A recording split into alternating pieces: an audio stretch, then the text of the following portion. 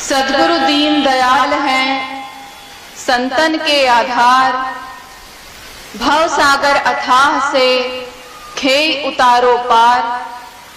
सद्गुरु की महिमा अनंत, अनंत किया उपकार, लोचन अनंत उघाड़िया, अनंत दिखावन हार।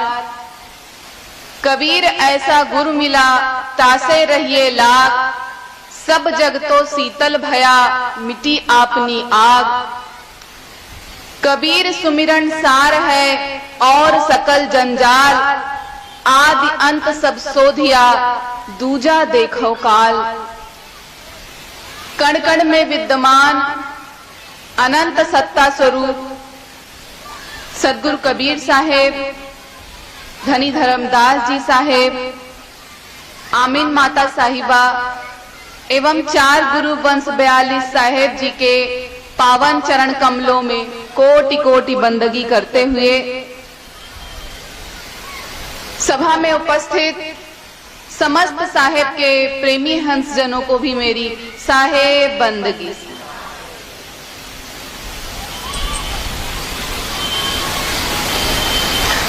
अपार हर्ष एवं प्रसन्नता का विषय है कि आपके क्षेत्र नवा गांव में सद्गुरु कबीर संत समागम समारोह का पावन आयोजन किया गया है। इस पावन कार्यक्रम के अंतर्गत मुझे बुलाकर आप सबने कुछ कहने का अवसर प्रदान किया, इसके लिए मैं आप सबकी बहुत बहुत आभारी हूं।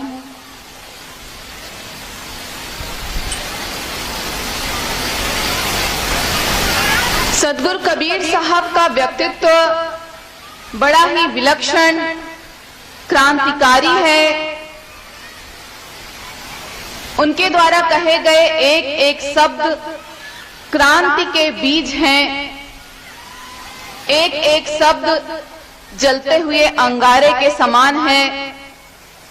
साचा शब्द कबीर का सुनकर लागे आग, अज्ञानी तो जल मरे, ज्ञानी जाए जा।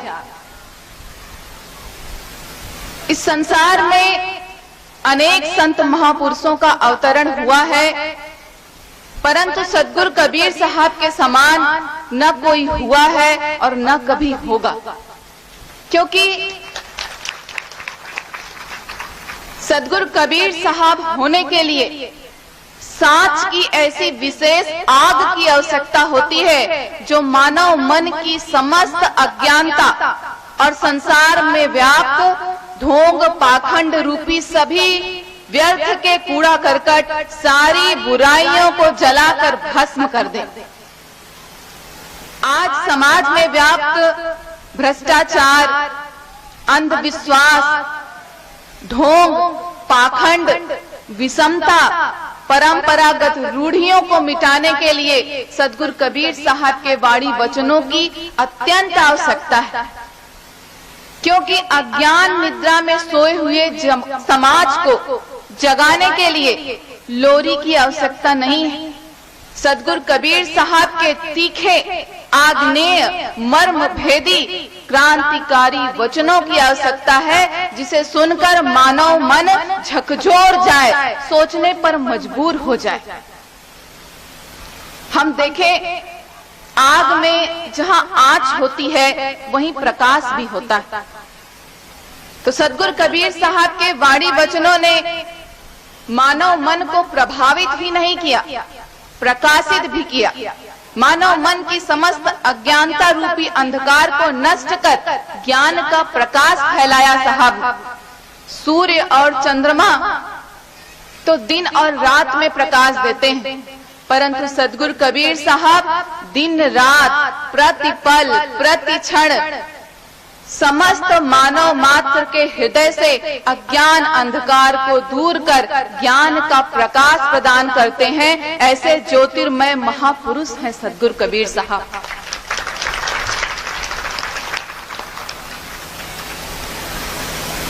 सद्गुरु कबीर साहब की वाणी में ऐसी क्रांति है जिसमें कोई भ्रांति नहीं, वरन मानव समाज को संवारने वाली सुखद शांति है। क्रांति और शांति का ऐसा अद्भुत समन्वय सद्गुरु कबीर साहब की वाणी के अतिरिक्त इस संसार में कहीं नहीं मिलेगा। संसार में शांति स्थापित करने के लिए ही सद्गुरु कबीर साहब ने क्रांति की आवाज बुलंद की। सद्गुरु कबीर साहब की वाणी मानव समाज का ऐसा आभूषण है जिसमें कोई प्रदूषण नहीं। सद्गुरु कबीर साहब की वाणी के बारे में कहें तो सद्गुरु कबीर साहब की वाणी में सत्य की धार है, असत्य के विरुद्ध ललकार है, मानव मन की पुकार है, और जिसने साहेब के वाणी वचनों को अपने हृदय में धारण किया उसका भाव से बेड़ा पार है।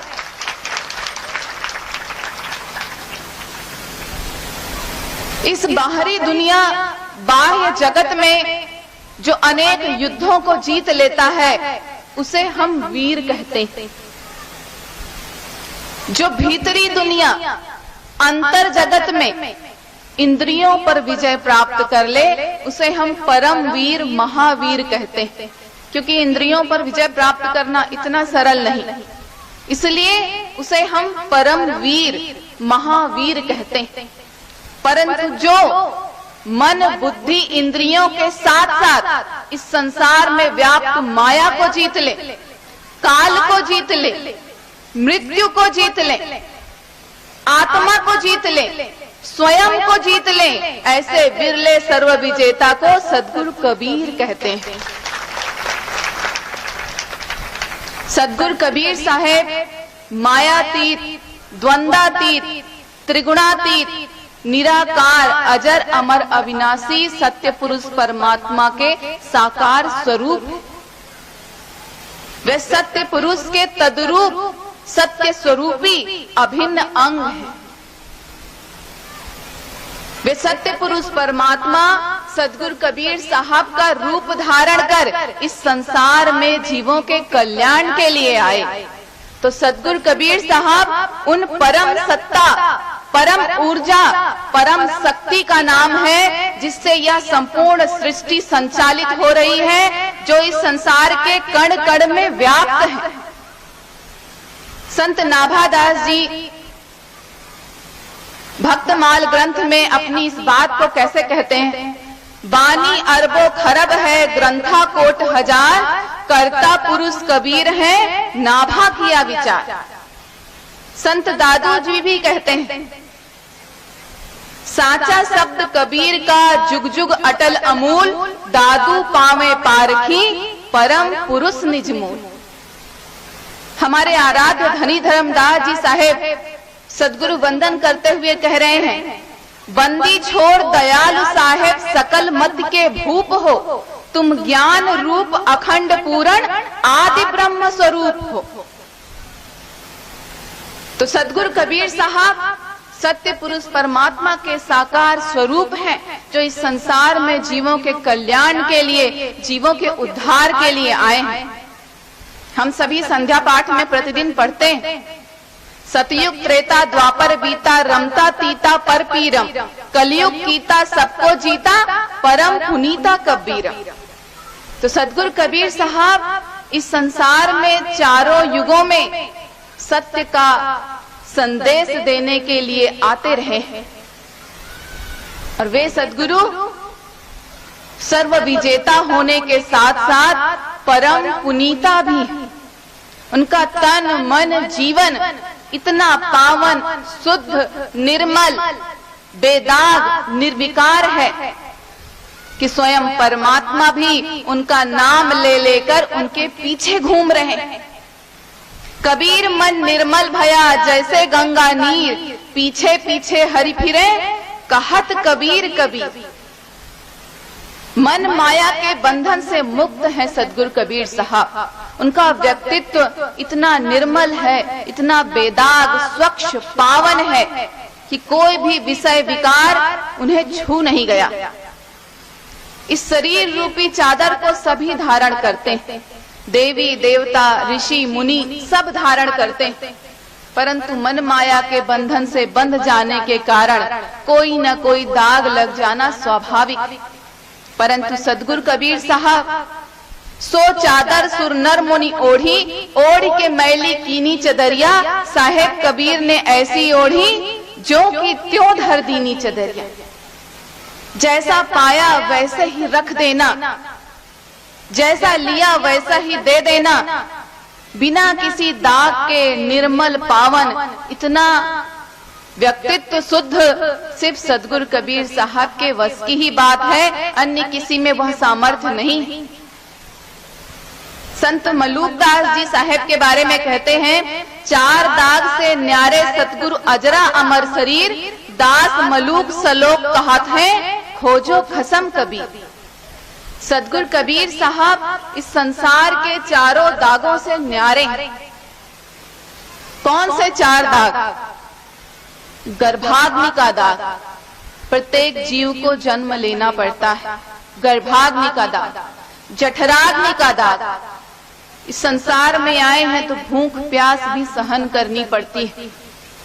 कामाग्नि का दाग, प्रत्येक जीव के भीतर कामना वासना होती है। और चिताग्नि का दाग, जो इस संसार में आया है वह इस संसार से जाएगा। तो सदगुरु कबीर साहब ही इस संसार में वे एक परम सत्ता है जो इस संसार में चारों दागों से न्यारे, और हो भी क्यों ना, साक्षात सत्य पुरुष परमात्मा सदगुरु कबीर साहब के रूप में इस संसार में आए हैं, जिन्हें पाकर धरती भी अपने भाग्य को सराहती है। सदगुरु कबीर साहब पूर्ण समर्थ सदगुरु हैं, जिनके वाणी वचनों को सुनकर हमारे सारे संदेह भ्रम मिट जाते हैं, हमारे हृदय की अज्ञान ग्रंथि खुल जाती, भव सागर का बंधन कट जाता है। कहने का तात्पर्य कि सदगुरु कबीर साहब भक्ति मुक्ति शक्ति दाता बंदी छोर हैं, जो इस संसार में जीवों के दुखों की निवृत्ति और परम पद प्राप्ति कराने के लिए ही आए। तो सदगुरु कबीर साहब जीवों को समझा रहे हैं और कह रहे हैं, मन माया तो एक है, माया मन ही समाए, तीन लोग संशय पड़ा, काहे कहूं समझाए।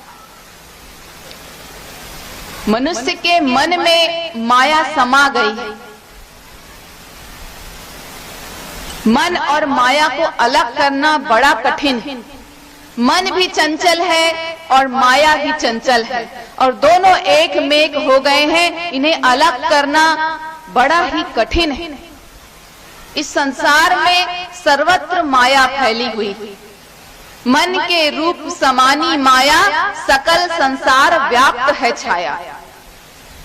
इस संसार में मन जहां तक दौड़ लगाता है सब माया है, और मन का कार्य है संकल्प विकल्प करना, तर्क वितर्क करना। मन इस संसार में इधर से उधर डोलते रहता है, एक द्वंद से दूसरे द्वंद में भागते रहता है। जैसे आप सभी ने घड़ी में पेंडुलम देखा होगा, तो घड़ी के पेंडुलम को देखिए, पेंडुलम इधर से इधर, इधर से इधर डोलता रहता है। वैसे ही यह मन है, एक द्वंद से दूसरे द्वंद की तरफ डोलता रहता है। कभी राग, कभी द्वेष, कभी सुख, कभी दुख, कभी सुविचार, कभी कुविचार, कभी अच्छे कर्म, कभी बुरे कर्म। एक द्वंद से दूसरे द्वंद की तरफ डोलता रहता है यह मन। और अगर इस घड़ी के पेंडुलम को हम बंद कर दें तो क्या होगा? घड़ी बंद हो जाएगी।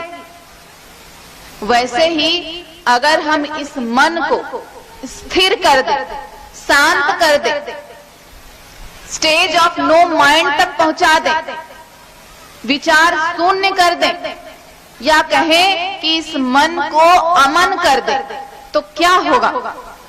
जैसे पेंडुलम बंद करने पर घड़ी बंद हो जाती है, वैसे ही इस मन को अमन करने से क्या होगा? सहज समाधि लग जाएगी। किस प्रकार? जब इस मन को अमन करेंगे तो इस संसार में माया की दौड़ समाप्त। जिसे भूल गए, जिससे बिछुड़े थे, अपने वास्तविक स्वरूप को भूले थे, उसकी याद वापस। इस संसार की मृग मरीचिका में भूलकर जो वास्तविक स्वरूप को विसार बैठे थे, उस हंस स्वरूप में वापस, और जीव का कल्याण, परम पद प्राप्ति निश्चित। तो इस मन को अमन करना परम आवश्यक है, परंतु यह शब्दों में कहना जितना सरल, सुगम, आसान लगता है, करना इतना सरल नहीं। इस मन को बुद्धि की चतुराई से निर्मल नहीं किया जा सकता। जब तक अपने साहेब के प्रेम में दीवाने नहीं बनेंगे, यह मन पावन, पवित्र, शुद्ध, निर्मल नहीं होगा। इस मन का सबसे बड़ा विकार, दोष यही है कि यह हमारी बुद्धि को भ्रष्ट कर देता है, सारी सुमति को कुमति में बदल देता है। तो इस मन को निर्मल करना परम आवश्यक है। कहते हैं कि जितना सुख इस संसार की सारी धन दौलत मिल जाने पर हो, या इस संसार का संपूर्ण साम्राज्य मिल जाने पर जितना सुख मिले, उससे अनंत गुना सुख अपनी मन, अपनी इंद्रियों को वश में करने से प्राप्त होता है। तो इस मन को निर्मल करने के लिए सभी धर्म साधना के क्षेत्र में, आध्यात्म के क्षेत्र में जोर दिया जाता है। सदगुरु कबीर साहब कहते हैं, सहज ही साहब पाया जो मन निर्मल हो। सभी संत, ऋषि, मुनि, सभी ग्रंथ इस मन को वश में करने, शुद्ध करने, निर्मल करने, पावन करने की बात पर जोर देते हैं। आपको जानकर आश्चर्य होगा कि वेदों में 1,20,000 मंत्र होते हैं, और उन 1,20,000 मंत्रों में से सिर्फ 100 मंत्र परमात्मा से संबंधित होते हैं। बाकी सभी मंत्र इस मन को शुद्ध करने से संबंधित होते हैं। तो चाहे हम रामायण उठाकर देख लें, चाहे हम गीता उठाकर देख लें, इस्लाम धर्म में देख लें, ईसाई धर्म में देख लें, कोई भी धर्म हो, कोई भी मजहब हो, सभी इस मन की शांति के विषय पर बातें करते हैं, जोर देते हैं। इस संसार में अनेक प्राणी हैं, परंतु सिर्फ मनुष्य ही एक ऐसा प्राणी है जिसके पास मन होता है। मनुष्य शब्द का उद्भव ही मन शब्द से हुआ है, और मन का कार्य क्या है? मनन करना, अर्थात जो मनन करे वह मनुष्य है। तो यह मनुष्य पर निर्भर करता है कि वह सकारात्मक मार्ग का चयन कर अपने जीवन को सफल बनाए, देवतुल्य मानव बने, या नकारात्मक मार्ग पर चलकर दानव बन जाए। यह मनुष्य पर निर्भर करता है। साहेब कहते हैं, मन के हारे हार है, मन के जीते जीत, पार ब्रह्म को पाइए मन ही की परती। मन एक सीढ़ी के समान है। देखिए, हम जैसे नए घर का निर्माण करते हैं, नया घर बनवाते हैं, तो नए घर में एक सीढ़ी बनवाते हैं। उस सीढ़ी से ही चढ़कर हम ऊपर के कमरों में या छत पे जाया करते हैं, और उसी सीढ़ी से उतरकर हम नीचे आया करते हैं। ऐसा तो नहीं होता कि हम ऊपर चढ़ने के लिए एक सीढ़ी अलग और नीचे उतरने के लिए एक सीढ़ी अलग अलग बनवाएं। एक ही सीढ़ी बनवाते हैं ना, और उसी से ऊपर चढ़ते हैं और उसी से नीचे उतरते हैं। वैसे ही यह मन भी एक सीढ़ी है। इसे सद्गुरु द्वारा बताए गए सत्य ज्ञान के पथ पर चलाकर, ऊर्ध्वगामी बनाकर, ऊपर की तरफ चलाकर, ऊर्ध्वगामी बनाकर परम पद को प्राप्त कर सकते हैं। और इसी मन को हम सांसारिक विषय विकारों से जोड़कर अधोगामी बनाकर इस संसार के गड्ढे में गिरा सकते हैं, नरक की यातना भुगत सकते हैं, पतन के गर्त में गिर सकते हैं।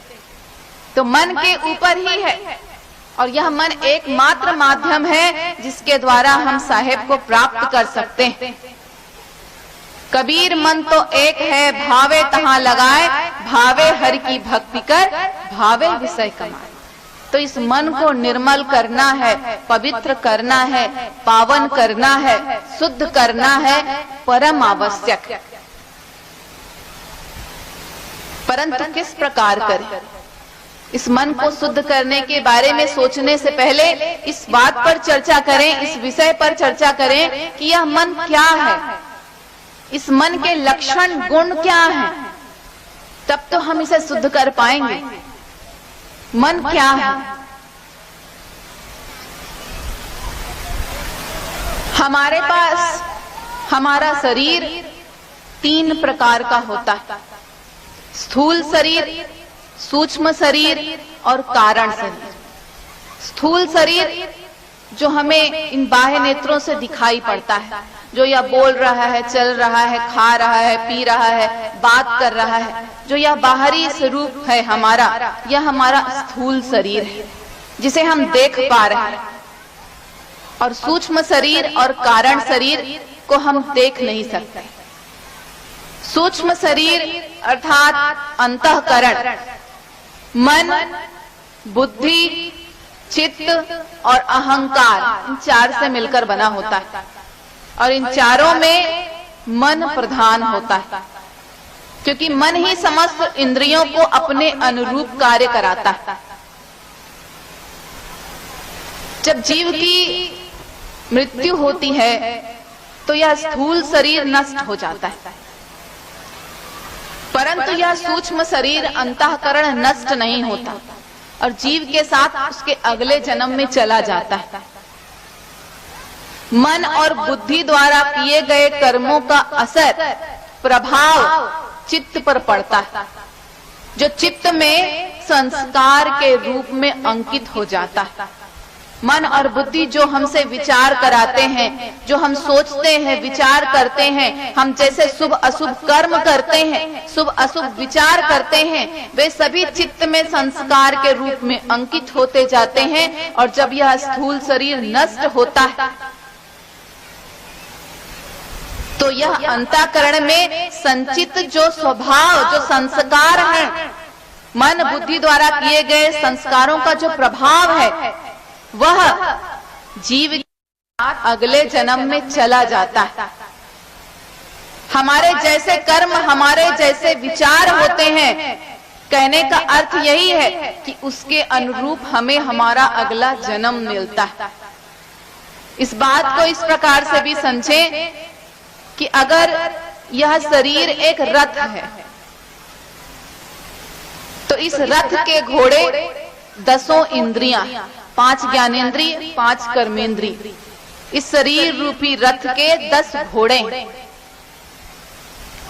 बुद्धि इस रथ की सारथी है और लगाम क्या है? यह मन, जो 10 इंद्रिय रूपी घोड़े और बुद्धि रूपी सारथी के बीच में सामंजस्य, समन्वय स्थापित करता है।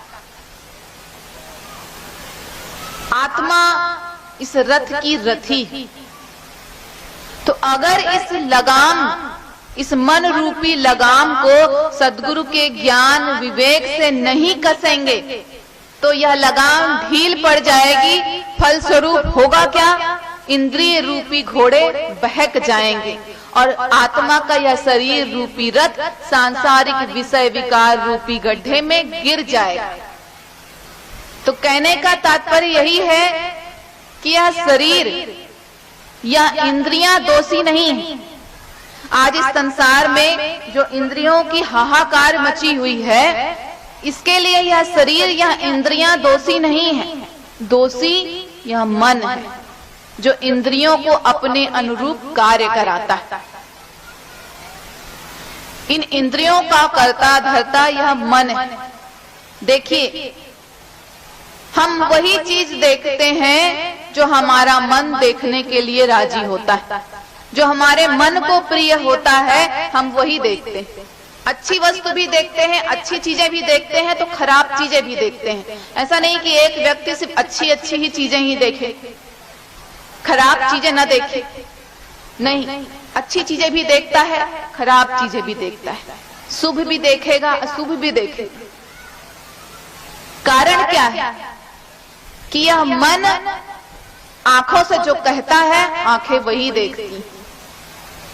ये कान वही सुनते हैं जो मन सुनने के लिए तैयार होता है, जो इस मन को प्रिय होता है। नहीं तो ऐसे कान पे हाथ रख के निकल जाते हैं। हम वही भोजन ग्रहण करते हैं जो हमारे मन को प्रिय होता है। और इसका प्रमाण करके देख लीजिए कि विविध प्रकार के व्यंजनों से सजी थाली हमारे सामने लाके रख दी जाए, हम उसी पकवान को पहले उठाएंगे, उसी व्यंजन को पहले उठाएंगे जो हमारे मन को प्रिय है। तो इंद्रियां दोषी नहीं है, मन दोषी। मन समस्त इंद्रियों का मेन स्विच है। जैसे हम अपने घर में लाइट फिटिंग कराते हैं तो बिजली के बोर्ड पर बहुत सारे स्विच लगे हुए होते हैं, पंखे का, ट्यूबलाइट का, एसी का, टीवी का। और उन स्विचों के साथ साथ एक मेन स्विच भी होता है। तो सारे स्विच, चाहे टीवी के हों, पंखे के हों, बिजली के हों, ट्यूबलाइट के हों, सारे स्विच तभी काम करते हैं जब मेन स्विच ऑन रहता है। और अगर मेन स्विच को बंद कर दें तो सारे स्विच काम करना बंद कर देंगे। वैसे ही हमारा मन है। सारी इंद्रियां स्वयं शांत हो जाएंगी जब इस मन को हम शांत कर देंगे, निर्मल बना देंगे, पावन कर देंगे, शुद्ध कर देंगे, इसे अपने वश में कर लेंगे। और यह परम आवश्यक है। कहते हैं कि जिसका मन सुधर गया उसका जीवन सुधर गया। गांव में कहावत कही जाती है ना, मन जीते जग जीत है। जिसने मन जीत लिया उसने सारा संसार जीत लिया।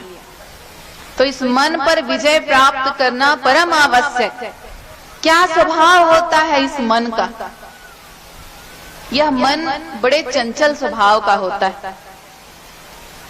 कहते हैं कि एक बार सूर्य की किरणें इस धरती पर आती हैं, उस समय को आप गिन सकते हो, समुद्र की लहरों को गिन सकते हो, आकाश की ऊंचाई को आप गिन सकते हो, नाप सकते हो, परंतु इस मन की गति को नापना सरल नहीं। आधुनिक वैज्ञानिकों ने शोध किया तो पाया इस मन की गति को, कितनी है यह मन की गति? 22,61,121 किलोमीटर प्रति सेकेंड। अब इसकी गति का अंदाजा इस बात से लगाइए कि सूर्य की किरणों को भी धरती पर आने में 1,86,000 मील प्रति सेकेंड लगता है। तो कहने का अर्थ यह है कि ये मन एक पल में 7 समुंदर पार, एक क्षण में हिमालय पर्वत पर चढ़कर नीचे उतर आएगा, एक सेकंड में कभी आकाश में तो दूसरे सेकंड पाताल। इतना तीव्रगामी यह मन है। वास्तव में यह मन विचारों का सागर है, यूनिवर्सिटी ऑफ थॉट्स। इस मन में कामना वासना की लहरें नित्य प्रति उठा गिरा करती। एक लहर उठकर गिरी नहीं कि दूसरी लहर उठकर खड़ी हो जाती। जैसे जीव को, इस शरीर को प्यास लगती है तो शरीर की प्यास को हम तृषा कहते हैं, वैसे ही इस मन को भी प्यास लगती है। इस मन की प्यास को हम तृष्णा कहते हैं। यह तृषा, शरीर की तृषा, जल पी लेने के पश्चात हम जल पी लेते हैं तो हमारी तृषा शांत हो जाती, परंतु तृष्णा के मामले में बिल्कुल उल्टा। वांछित वस्तु प्राप्त करने के पश्चात इस मन की तृषा, कामना, वासना, लालसा और अधिक बढ़ जाती। या कहें कि इस मन की तृष्णा बिना पेंदी के बर्तन के समान। अगर हम बिना पेंदी का बर्तन ले लें और उसमें जल भरने लगे तो क्या जल भरेगा? हम जीवन भर उस बिना पेंदी के बर्तन में, पात्र में जल भरते रहे, मनुष्य का जीवन समाप्त हो जाएगा, परंतु वह पात्र नहीं भरने वाला। वैसे ही यह तृष्णा है, यह तृष्णा समाप्त नहीं होगी, मनुष्य का जीवन समाप्त हो जाएगा। तभी तो साहेब कहते हैं, माया मुई न मन मुआ, मरी मरी गया शरीर, आशा तृष्णा ना मुई, कह गए साहेब कभी।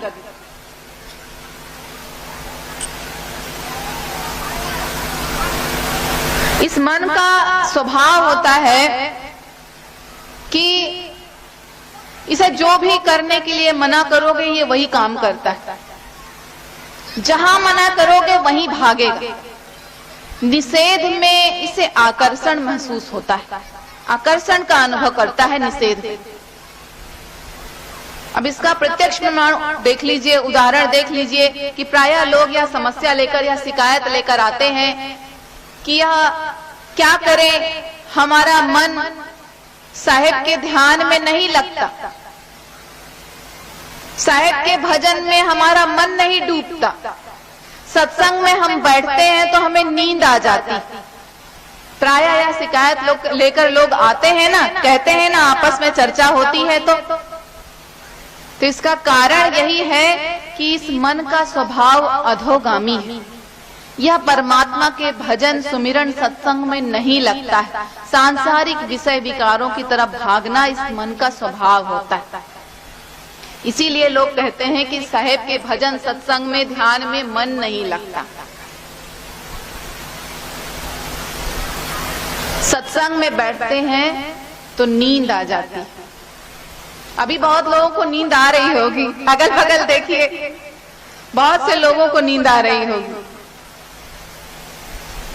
तो सत्संग में बैठते हैं तो नींद आ जाती है, परंतु उसी जीव को, उसी मानव को, उसी मनुष्य को अगर सत्संग करने बिठा दो तो निंदा रस में इतना आनंद होता है। किसी की बुराई करने बिठा दिया तो कब सुबह से शाम हो जाएगी, शाम से वापस सुबह हो जाएगी, नींद का कहीं अता पता नहीं होगा।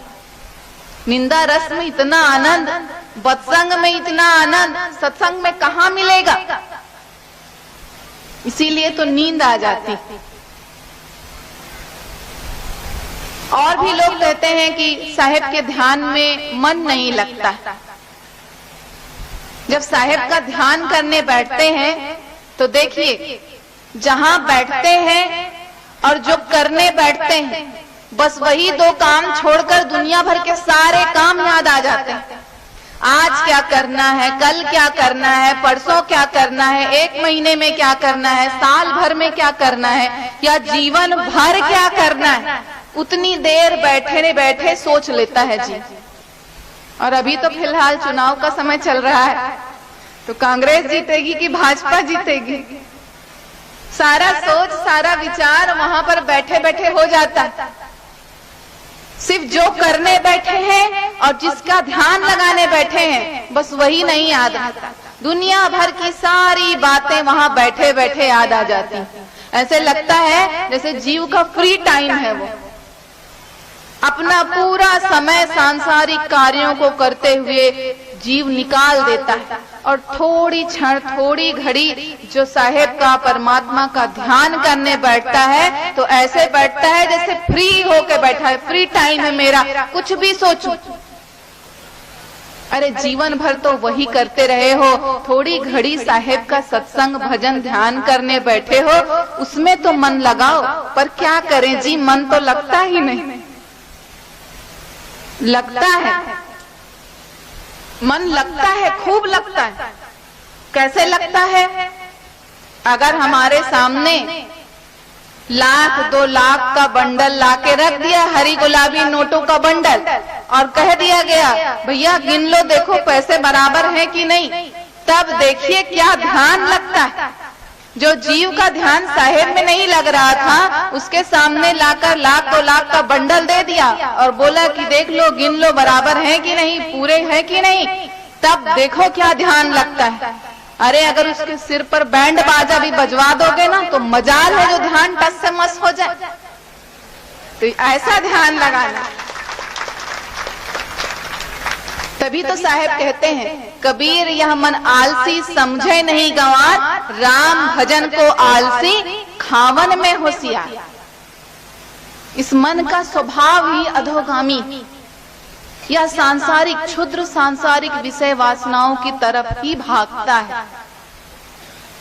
और इसे अगर हम साधना के द्वारा ऊर्ध्वगामी बनाने का प्रयास भी करें और थोड़ी भी ढील छोड़ी तो यह वापस माया के पास दौड़ आता है।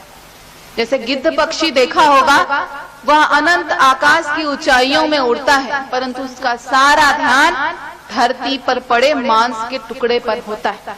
वैसे ही इस मन का स्वभाव होता है। साहेब कहते हैं, कबीर मन पक्षी भया, बहुतक उड़ा आकाश, ऊंचे ही से गिर पड़ा मन माया के पास। तो इस मन का स्वभाव होता है, मन की गति और जल की गति, मन का प्रवाह और जल का प्रवाह एक जैसा होता है। कहीं भी थोड़ा भी जल गिरा हो तो देखिए, जहां पर ढाल होगा, गड्ढा होगा, नीचे की तरफ जल बह जाता है। वैसे ही इस मन का स्वभाव, यह मन सांसारिक विषय विकार रूपी गड्ढे ढाल नीचे की तरफ बह चलता है, दौड़ पड़ता है, परंतु उसी अधोगामी स्वभाव वाले प्रकृति वाले जल को आज देखिए टुल्लू पंप के माध्यम से हजारों मंजिला इमारतों तक ऊपर तक पहुंचाया जा रहा है, ऊर्ध्वगामी बनाया जा रहा है। तो इस अधोगामी स्वभाव वाले मन के लिए भी क्या कोई टुल्लू पंप है? सद्गुरु का ज्ञान विवेकी रूपी टुल्लू पंप, जिससे इस अधोगामी स्वभाव वाले मन को ऊर्ध्वगामी बनाकर परम पद की प्राप्ति की जा सकती है।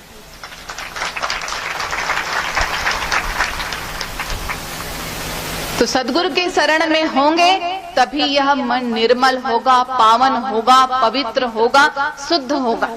और इस मन को वश में करना परम आवश्यक है। सद्गुरु कबीर साहब का एक बहुत सुंदर पद है, इस मन को वश करने के ऊपर। साहब कह रहे हैं, इस मन को कैसे समझाएं? यह मन को वश में करना बड़ा कठिन है। मन रे थारे कहे चलूं तो सीधे नरक ले जाए, मन तोहे काही विधि समझाऊं। सोना होए सुहाग मंगाऊं, बंक नाल रस लाऊं, ज्ञान शब्द की फूंक चलाऊं, पानी कर पिघलाऊं। घोड़ा होए लगाम लगाऊं, ऊपर जीन कसाऊं, होए सवार तेरे पर बैठूं, चाबुक दे चलाऊं। हाथी होए जंजीर गढ़ाऊं, चारों पैर बंधाऊं, होए महावत सिर पर बैठूं, अंकुश दे चलाऊं। लोहा होए तो अरण मंगाऊं, ऊपर धुआं धुआऊं, धुआं की घनघोर मचाऊं, मंत्र तार खिंचाऊं। ज्ञान चाहिए ज्ञान सिखाऊं, सत्य की राह बताऊं, कहें कबीर सुनो भई साधो, अमरापुर पहुंचाऊं। मन के बारे में साहेब कह रहे हैं कि मन रे थारे कहे चलूं तो सीधे नरक ले जा, मन तोहे काही विधि समझाऊं।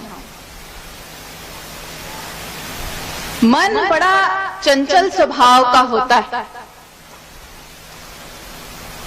मन का स्वभाव होता है कि यह सदैव माया के पीछे भागता है। मन रे थारे कहे चलूं तो सीधे नरक ले जाए। तो साहेब कह रहे हैं कि मन के अधीन नहीं होना है, मन के कहे अनुसार नहीं चलना है, नहीं तो जीवन का दुर्गति पतन निश्चित है। यह मन यम का दूत है।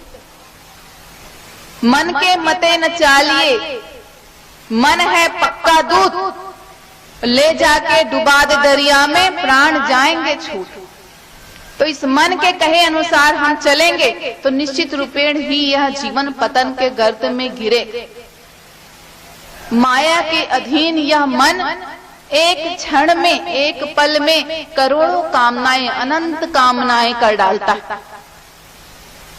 साहेब कहते हैं, कोटि कर्म पल में करे यह मन विषयास्वाद, सद्गुरु वचन माने नहीं, जन्म गंवाया बाद।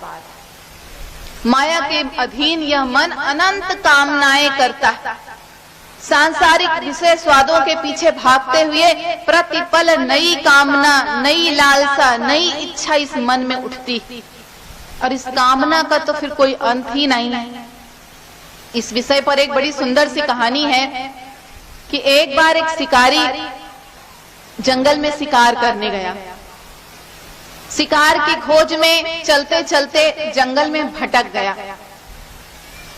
काफी दूर भटकते भटकते जंगल के भीतर पहुंच गया, थक गया। अब थक गया, भूखा प्यासा भटक रहा है, थक कर एक वृक्ष के नीचे विश्राम करने लग गया। अब उस शिकारी को यह ज्ञान नहीं था कि जिस वृक्ष के नीचे वह बैठा है वह कल्प वृक्ष है, और कल्प वृक्ष के बारे में यह मान्यता है कि कल्प वृक्ष के नीचे बैठकर जो भी मांगो वह इच्छा पूरी हो जाती, जो भी इच्छा करें वह इच्छा पूरी हो जाती। तो वह शिकारी भूखा प्यासा बैठा था। अब भूखा है, प्यासा है, थका हुआ है, तो उसके मन में यह इच्छा आई कि काश अभी मेरे सामने एक विविध प्रकार के व्यंजनों से लगी हुई, सुस्वाद भोजन से लगी हुई एक थाली आ जाती तो आनंद आ जाता। अब क्योंकि कल्प वृक्ष के नीचे बैठा था तो तुरंत अनेक प्रकार के व्यंजनों से लगी एक बड़ी सी थाली उसके सामने प्रकट हो गई। अब भूखा था, प्यासा था, कुछ नहीं सोचा, भोजन पर जुट गया, भोजन करने लगा। और जैसे जैसे यह पेट की भूख शांत हुई, इस मन की भूख शुरू। मन ने सोचना प्रारंभ कर दिया, अरे इतने वीरान सुनसान एकांत वन में, निर्जन वन में ये इतने प्रकार के व्यंजनों से लगी थाली कहां से आ गई? कहीं यह भूत प्रेत ने तो नहीं भेजी? और भूत प्रेतों ने भेजी है तो पता चला कहीं अभी मेरे सामने आकर नाचने न लग जाए। ऐसा सोचना था उस व्यक्ति का, उस शिकारी का, कि इतने अपने जीवन भर में उसने जितने भी हॉरर सीरियल्स देखे होंगे, भूत वाली पिक्चर देखी होगी या भूतों की कहानियां सुनी होंगी, जितने भी भूत प्रेतों के चित्र उन सभी कहानियों में, पिक्चर में, सीरियल्स में देखा होगा, सब उसके मन में, उसके दिमाग में आ गए। अब मन में दिमाग में आया तो क्या, कल्पवृक्ष के नीचे बैठा था, वही सारी आकृतियां सजीव होकर भूत के रूप में उसके चारों तरफ नाचने लग गए। अब उन्हें देखकर बहुत डर गया, भूतों को देखकर डर गया, अरे ये तो वाकई में आ गए, नाचने लग गए, ये जरूर मुझे मारने आए हैं और आज लगता है मुझे मारते मारते मार ही डालेंगे। अब क्योंकि कल्प वृक्ष के नीचे बैठा था तो उसकी यह इच्छा भी पूर्ण हो गई और भूत प्रेतों ने मारते मारते उसे मार डाला। तो कहानी का आशय यह है कि सारे ऊट पटांग कार्य मन करता है, समस्त अनर्थ की जड़ या मन है, और अगर इस मन के कहे अनुसार चलेंगे तो सीधे नरक ले जाए, नरक के द्वार पर ले जाकर यह जीव को खड़ा कर देगा। क्या होता है नरक? काम, क्रोध, मद, लोभ, मोह, अहंकार, ये सभी नरक के द्वार ही तो हैं। तो मन के कहे अनुसार चलेंगे तो ये नरक के द्वार पर ले जाकर जीव को खड़ा कर देगा। इस मन के बारे में समझें कि यह मन सांप के, सर्प के मुंह में फंसे हुए मेढक के समान है। सर्प के मुंह में फंसे हुए मेढक को देखिए, वह स्वयं सांप के मुंह में है, परंतु अगर उसके सामने कोई कीड़ा मकोड़ा दिख जाए तो अपनी मृत्यु भूलकर उसे खाने के लिए दौड़ पड़ता है।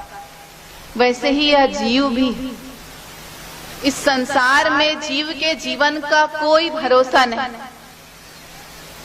जगत चबैना काल का, काल का चबैना है यह जीव, यह संसार, यह जगत। कब समाप्त हो जाए जीव का जीवन कोई भरोसा नहीं। परंतु अपनी मृत्यु, अपने जीवन के बारे में सोचना छोड़कर इस मन के पीछे भागते हुए, भोगों से इस मन को तृप्त करने के लिए इस संसार रूपी मृग मरीचिका में अपने जीवन को व्यर्थ कर रहा है, नष्ट कर रहा है। स्वयं काल के गाल में फंसा है, परंतु कोई चिंता नहीं, सांसारिक भोगों के पीछे भाग रहा है और अपने जीवन को व्यर्थ कर रहा है, नष्ट कर रहा है। यही बात तो साहब कह रहे हैं ना, सदगुरु वचन माने नहीं, जन्म गंवाया बात। जो 84 लाख योनियों में भटकने के पश्चात यह अनमोल मानव जीवन मिला है, इस अनमोल मानव जीवन को सद्गुरु की बातें न मानकर, उनके बताए गए मार्ग पर न चलकर जीव व्यर्थ कर रहा है, नष्ट कर रहा है। मनुष्य के पास 3 चीजें होती, तन, मन और धन। जो तन और धन की चिंता करता है वह संसारी जीव होता है, और जो मन की चिंता करता है वो साहेब का सच्चा भक्त होता है। संसारी जीव को सदैव यह चिंता होती है मेरा तन न बिगड़ जाए, कहीं मेरा धन न बिगड़ जाए, परंतु एक सच्चे शिष्य, साधक, भक्त को यही चिंता होती है कि मेरा मन न बिगड़ जाए।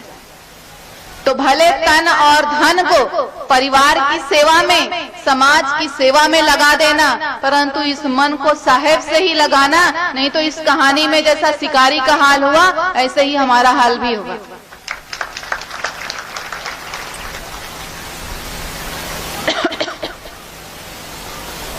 तो सद्गुरु के शरणागत इस मन को करना है, तभी इस जीवन का कल्याण होगा, तभी इस जीवन का उद्धार होगा। माया के अधीन यह मन इस संसार में विविध विषय विकार रूपी इंद्रधनुषी रंगों में जीव को फंसा कर रखता है, परंतु सच्चा साधक, सच्चा शिष्य, सच्चा भक्त वही होता है जो अपने सद्गुरु के शरणागत होकर अपने मन को साहेब के प्रेम भक्ति के रंग में रंग ले, और जीवन उसी का सफल। मन के बहुतक रंग है, छिन छिन मध्य होए, एक ही रंग में रंग रहा ऐसा बिरला कोई। तो सच्चा साधक, सच्चा प्रेमी, सच्चा भक्त ही अपने सद्गुरु के शरणागत होकर अपने मन को साहेब के प्रेम भक्ति के रंग में रंगेगा और अपने जीवन को धन्य करेगा। तो साहेब कह रहे हैं, मन रे थारे कहे चलूं तो सीधे नरक ले जाए, मन तुहे काही विधि समझाऊं। यह मन चंचल तो है ही, बड़ा सूक्ष्म भी है। स्थूल हो, दिखाई दे तब तो पकड़ोगे, तब तो वश में करोगे। जो चीज दिखाई ही नहीं देती उसे कैसे पकड़ें, कैसे वश में करें। चंचल तो है ही, सूक्ष्म भी है।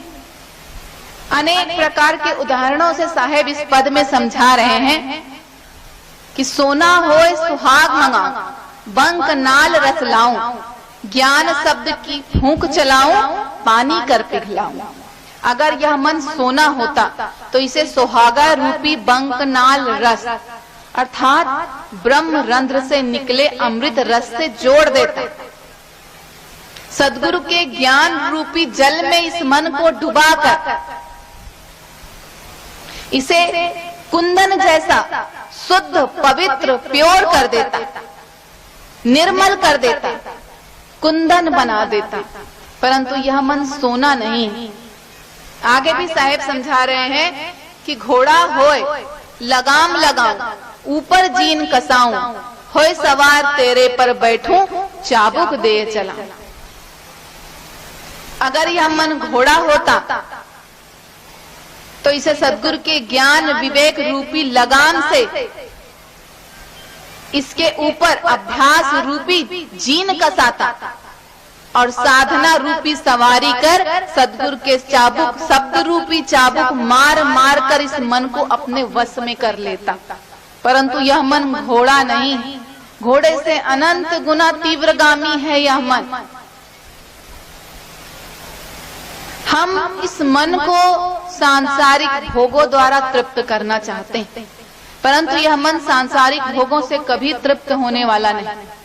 कहते हैं कि देखिए, जिस प्रकार समुद्र होता है, समुद्र में न जाने कितनी नदियां आकर समाहित होती हैं, परंतु यह समुद्र कभी नहीं भरता। वैसे ही यह मन है। सांसारिक भोगों द्वारा अगर इस मन को हम तृप्त करना चाहेंगे तो हमारा जीवन समाप्त हो जाएगा, परंतु यह मन कभी नहीं भरे, कभी संतुष्ट नहीं होगा। तो इस मन को कैसे संतुष्ट करें, कैसे तृप्त करें, कैसे वश में करें कि हमारे जीवन का कल्याण? क्या उपाय है? उपाय है और इस विषय में एक बड़ी सुंदर सी कहानी। एक बार एक राजा था। उस राजा के पास एक बकरा था। वह बकरे की विशेषता यह थी कि उस बकरे को चाहे जितना भी खिलाया पिलाया जाए, उस बकरे की भूख कभी शांत नहीं होती थी। कितना भी खिला लो, वह बकरा कभी तृप्त नहीं होता था। तो राजा ने अपने शहर में यह घोषणा करा दी कि जो भी मेरे इस बकरे की भूख प्यास शांत करेगा, मेरे बकरे को तृप्त करेगा, उसे मैं आधा राज्य इनाम में दे दूंगा। परंतु इस बात का परीक्षण निरीक्षण मैं स्वयं करूंगा कि मेरा बकरा तृप्त हुआ कि नहीं। अब यह घोषणा जैसे ही शहर में की गई, राज्य में की गई, लोगों की भीड़ उमड़ पड़ी। एक बकरे को तृप्त करने मात्र से आधा राज्य कौन नहीं चाहेगा। लोगों की भीड़ उमड़ पड़ी। सभी उस बकरे को ले जाते, दिन भर खूब खिलाते पिलाते, बकरा खा खा कर थक जाता, तब उसे राजा के पास वापस ले आते और राजा उठकर थोड़ी सी हरी घास उसके सामने डाल देता और बकरा वापस शुरू। लोग निराश होकर वापस जाने लग गए और कहने लगे कि जरूर ये बकरा विचित्र बकरा है, ऐसे कोई साधारण बकरा थोड़ी ही है कि राजा अपने आधा राज्य हमें उठाकर दे दे एक बकरे की भूख शांत करने के लिए। जरूर ये बकरा विचित्र बकरा है। अब उस राजा के राज्य में एक संत रहते थे। संत जी ने जब यह घोषणा सुनी, लोगों की यह बातें सुनी, तो राजा के दरबार में पहुंच गए और बोले, राजन, मैं आपके इस बकरे की भूख शांत करके दूंगा, मैं इस बकरे को तृप्त करके दिखाऊंगा आपको। तो राजा ने कहा, सबने प्रयास कर लिया संत जी, कोई नहीं कर पाया। आपके विश की बात नहीं है, ठीक है, आप भी ले जाइए, कर लीजिए, देख लीजिए प्रयास करके। तो संत जी उस बकरे को लेकर अपने घर आ गए और एक खूंटे से उस बकरे को बांध दिया और बांधकर थोड़ी सी हरी घास उसके सामने डाल दी। अब जैसे ही बकरे ने हरी घास देखी, दौड़ पड़ा उसे खाने के लिए। और जैसे ही बकरा हरी घास खाने के लिए दौड़ा, संत जी एक डंडा लिए बैठे थे। जैसे ही बकरे ने घास की तरफ मुंह किया, संत जी ने डंडा उठाया और उसके मुंह पर मार दिया। बकरा हड़बड़ाकर पीछे हट गया। अब यह क्रम बन गया। जैसे ही बकरा घास खाने के लिए मुंह करता, संत जी वहीं बैठे रहते, एक डंडा उठाकर उसके मुंह पर। जैसे ही वह घास खाने के लिए फिर आगे बढ़ता, बकरे के मुंह पर संत जी वापस एक डंडा। सुबह से शाम हो गई, यही क्रम चलते रहा। घास खाने को दौड़ता, संत जी एक डंडा उसके मुंह पर मारते। परिणाम क्या हुआ? उस बकरे के मन में यह धारणा बैठ गई कि हरी घास खाऊंगा तो मार पड़े। और जैसे ही यह धारणा बैठी, कितना भी भूखा प्यासा क्यों न था, घास नहीं खाई, क्योंकि यह बात बैठी हुई थी कि हरी घास खाऊंगा तो मार पड़ेगी। अब शाम हो गई। संत जी बकरे को खूंटे से खोले और लेकर राजा के दरबार में पहुंच गए। राजा ने कहा, मैं परीक्षण करता हूँ। थोड़ी सी हरी घास राजा ने उठाई और बकरे के सामने डाल दी, परंतु चमत्कार,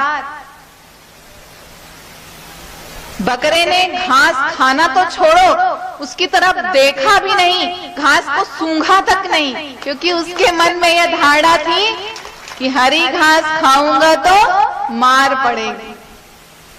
तो राजा ने बड़ी प्रशंसा की, उनका बड़ा सम्मान किया संत जी का। तो इस कहानी का आशय समझिए, क्या अर्थ है इस कहानी का? राजा कौन? यह आत्मा। और राजा का बकरा कौन? इस आत्मा के भीतर यह मन। हरी घास क्या है? दूषित सांसारिक मनोवृत्तियां, सांसारिक विषय विकार। संत कौन है? सद्गुरु। और संत जी का डंडा क्या? सद्गुरु द्वारा प्रदत्त ज्ञान विवेक। तो उपाय यही है, हम इस मन को सांसारिक भोगों द्वारा तृप्त करना चाहते हैं, कभी नहीं होगा। उपाय यही है कि जैसे ही यह मन सांसारिक भोगों की तरफ दौड़े, भागे, इसे सद्गुरु के ज्ञान रूपी, विवेक रूपी डंडे से पीटो। और तब तक पीटो जब तक यह सांसारिक भोगों की तरफ भागता रहे, तब तक पीटते रहो जब तक यह उन सांसारिक भोगों से अपने मुंह को, अपने आप को हटा न ले। एकमात्र उपाय है इस मन को वश में करने का सद्गुरु का ज्ञान विवेक। सद्गुरु के ज्ञान विवेक रूपी अंकुश से ही इस मन को निर्मल किया जा सकता है, वश में किया जा सकता है, शुद्ध किया जा सकता है। तो सद्गुरु के शरणागत होना परम आवश्यक। कहते हैं कि तन की शुद्धि स्नान से, धन की शुद्धि दान से और मन की शुद्धि सद्गुरु के ज्ञान से ही संभव है।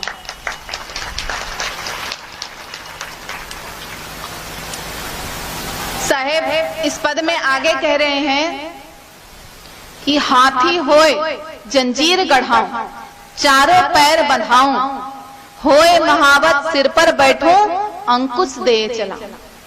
साहेब इस मन की तुलना हाथी से क्यों कर रहे हैं? देखिए हाथी जो होता है जब वह मद में चूर मतवाला होता है तो बड़े बड़े जंगल को नष्ट कर देता है, बड़े ऊंचे ऊंचे पेड़ों को गिरा देता है, घरों को तोड़ देता है, सामने आए जीवों को कुचल देता है। वैसे ही सांसारिक विषय वासनाओं के मद में चूर यह मन मनुष्य के जीवन को नष्ट कर देता है। आप हाथी के कान को देखिए, हाथी का कान हमेशा हिलता रहता है, वैसे ही यह मन भी हमेशा हिलता रहता है। तो साहेब कह रहे हैं कि अगर यह मन हाथी होता तो इसे सद्गुरु के ज्ञान रूपी जंजीर से इसके पैरों को बांध देते और होए महावत सिर पर बैठे। किसी के सिर पर तभी बैठ सकते हो जब पूर्ण रूपेण वह आपके वश में हो, तभी बैठ सकते हो। तो महावत साधक के रूप में साधना रूपी सवारी करके इस मन को पूरी रूप से अपने वश में करके सद्गुरु के शब्द रूपी अंकुश मार मार कर इसे शुद्ध कर देता, निर्मल कर देता, पावन कर देता। इसी बात को साहेब अन्यत्र भी समझाते हैं। मैं मनता मन मार रे घट ही माही फेर, जो जो चाले पीठ दे अंकुश दे दे फेर। यह मन विषय विकारों के जंगल में कहीं अधिक न निकल जाए और फल स्वरूप अपने जीवन को धन्य बनाने के लिए ज्ञान मार्ग से हट न जाए, अपने वास्तविक स्वरूप को भूल न जाए, अपने लक्ष्य को भूल न जाए। इसलिए सद्गुरु के शब्द रूपी अंकुश मार मार के इस मन को वश में करना है। इस पद में अन्यत्र भी साहेब कह रहे हैं, आगे कह रहे हैं कि लोहा होए तो अरण मंगाऊं, ऊपर धुआं धुआऊं, धुआं की घनघोर मचाऊं, मंतर तार खिंचाऊं।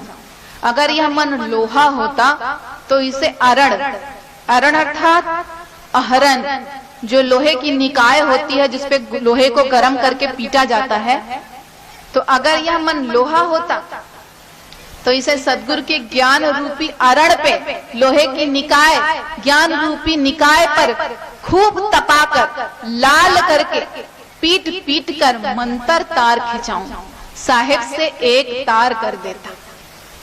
और पद के अंत में साहेब कहते हैं, ज्ञान चाहिए ज्ञान सिखाऊं, सत्य की राह बताऊं, कहे कबीर सुनो भई साधो, अमरापुर पहुंचा। यह मन, इस मन पर अनंत जन्मों से अज्ञानता का आवरण पड़ा हुआ है और इस अज्ञानता के आवरण को हटाने का कार्य सिर्फ सद्गुरु ही कर सकते हैं, अन्य किसी में वह सामर्थ्य नहीं, किसी के वश की बात नहीं। साहेब कहते हैं, साचे गुरु के पक्ष में मन को दे ठहराए, चंचल से निश्चल भया, नहीं आवे नहीं जाए। तो अगर इस मन की चंचलता को, मलिनता को, दुर्गुणों को नष्ट करना है तो एकमात्र उपाय है सद्गुरु के चरणों के शरणागत हो जाना। इसीलिए साहेब कह रहे हैं, साचे गुरु के पक्ष में मन को दे ठहरा। साचे गुरु कौन? जो मन माया के बंधन से मुक्त है, जिन्होंने सत्य को उपलब्ध किया है, प्राप्त किया है, और जो सत्य नाम का ज्ञान देते हैं। गुरु सोई जो सत्य नाम लखावे और गुरु कोई काम ना आवे। तो ऐसे साचे गुरु की शरण में जाकर अपने जीवन को धन्य करने की बात कह रहे हैं साहेब। संसारी गुरुओं की शरण में जाने की बात नहीं कह रहे। संसारी गुरु कौन? आज देखिए, संसारी गुरु इस संसार में गली गली कूचे कूचे में मिलते हैं, जो सिर्फ अपने लाभ अपने फायदे के बारे में सोचते हैं। साहेब कहते हैं, गुरु बहुत संसार में मंत्र फूंक दे काना, उपजे विन से भव सागर में मरम न काहू जाना। ये संसारी गुरु सिर्फ अपने लाभ अपने स्वार्थ के बारे में सोचते हैं। अपने शरण में आए जीव की इन्हें कोई चिंता नहीं होती। अपने शरण में आए जीव के बारे में सिर्फ एक ही विचार रखते हैं ये संसारी गुरु, क्या? तू अपना लाकर सब कुछ मेरे पास धर, और फिर तू चाहे डूब चाहे तू मर। यही इनका ध्येय होता है, सिर्फ अपने स्वार्थ के बारे में सोचना। अपनी शरण में आए जीव के बारे में कुछ भी नहीं सोचते, उसके कल्याण की कोई चिंता नहीं। और कर भी क्या सकते हैं? जिसने स्वयं परमात्मा का दीदार नहीं किया, वो अपने शरण में आए जीव को परमात्मा का दीदार कराएगा भी क्या? जिसने स्वयं सत्य को नहीं पाया, वो दूसरे को देगा क्या? और ऐसे संसारी गुरुओं के पास आने वाले शिष्य भी संसारी ही होते, जो अपने गुरु से भक्ति के नाम पर, प्रार्थना के नाम पे इस संसार को ही मांगते हैं। धन दौलत, पैसा, गाड़ी, बंगला, मकान, दुकान, व्यवसाय, सिर्फ संसार की सांसारिक नश्वर वस्तुओं को ही मांगते हैं। एक को मुक्ति की चिंता नहीं, एक को चाहिए नहीं, एक को मुक्ति चाहिए ही नहीं और दूसरा मुक्ति दे ही नहीं सकता। क्या गजब का मेल होता है। और ऐसे मेल के बारे में साहेब कहते हैं, गुरु लोभी शिष्य लालची, दोनों खेले दांव, दोनों डूबे धार में चढ़ पाथर की नाव। अगर गुरु लोभी है तो शिष्य भी लालची, और दोनों पत्थर की नाव पर चढ़कर इस भवसागर से पार उतरने की बात सोचते हैं तो दोनों ही डूबेंगे। किसी का उद्धार, किसी का कल्याण नहीं होने वाला। तो ऐसे जगत गुरुओं से साहेब बचने के लिए कह रहे हैं।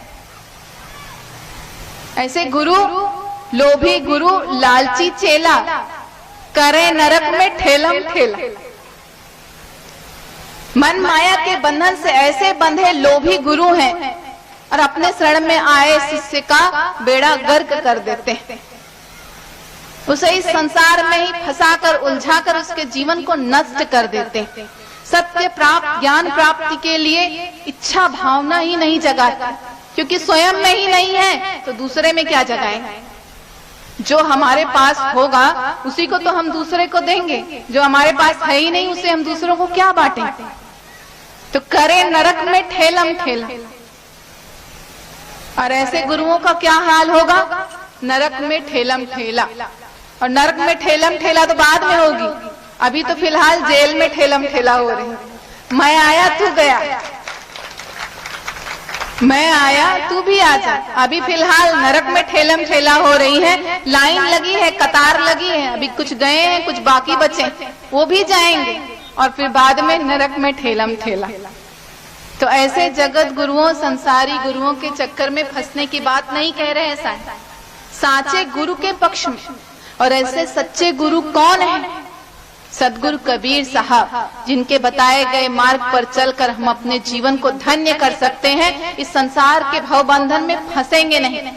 साहेब स्वयं चेताते हुए कह रहे हैं, मैं कबीर बिचलाऊ नहीं, शब्द मोर समरथ, ताको लोग पहुंचाई हो जो चढ़े शब्द के।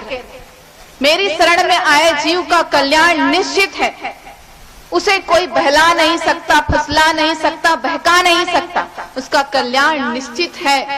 तो ऐसे सद्गुरु को पाकर हम अपना जीवन धन्य करें, उनके शरणागत होकर हम अपने मन को अपने सद्गुरु के शरणागत करें, पूर्ण रूपेण समर्पित करें, तभी हमारे जीवन का कल्याण है, हमारे जीवन का उद्धार निश्चित होगा। सद्गुरु के शरण में इस मन को अर्पित करेंगे तभी यह मन निर्मल होगा। तो सद्गुरु के शरणागत होना है, तभी जीवन का कल्याण है, तभी जीवन का उद्धार है।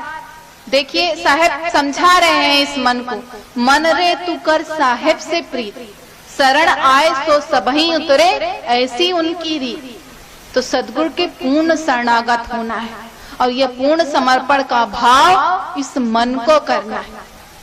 कितने आश्चर्य की बात है कि अगर एक जानवर, एक पशु भी अगर कुएं में गिर जाए तो अपने प्राण बचाने के लिए हाथ पैर मारता है, प्रयास करता है, परंतु धिक्कार है ऐसे मन को, ऐसे मनमुखी लोगों को जो अनंत जन्मों से इस संसार में, इस भव सागर में फंसे हुए हैं और भव बंधन से मुक्त होने का प्रयास भी नहीं करते।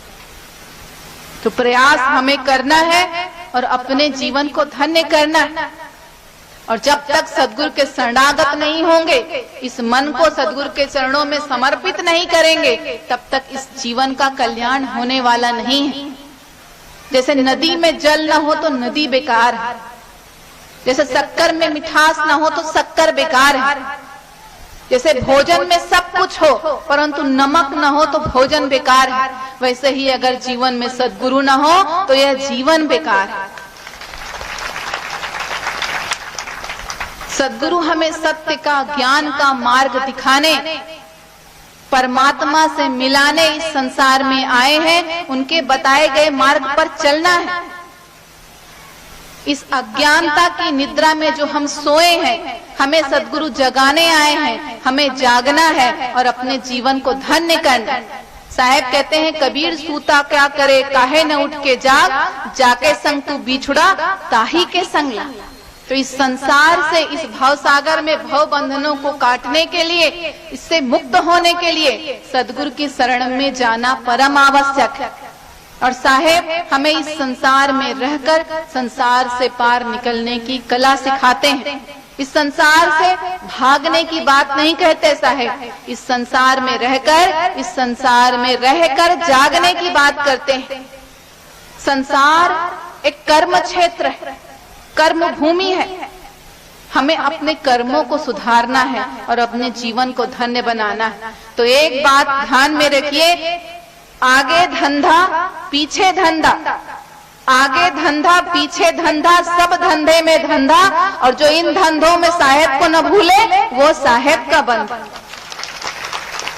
तो ऐसे बंदे बने हम, साहेब के सच्चे शिष्य, सच्चे भक्त बने, सद्गुरु के चरणों में अपने इस मन को पूर्ण रूपेण शरणागत करें और उनके बताए गए मार्ग पर चलकर अपने जीवन को धन्य करें।